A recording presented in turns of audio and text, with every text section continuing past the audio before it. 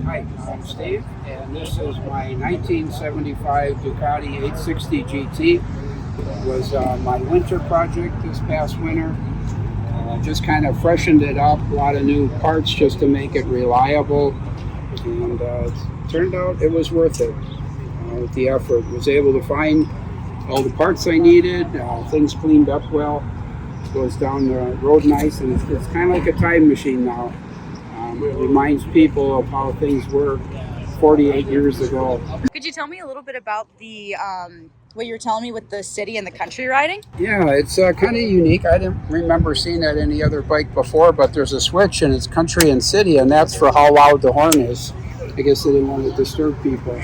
Another thing that was different is this was the first year or second year that Ducati went to the brake on the right, and most people would probably think that's normal, but before that, brake was on the left and the shifter was on the right. So it would have been kind of unique or challenging to jump from one bike to another and remember which one side the brake is on.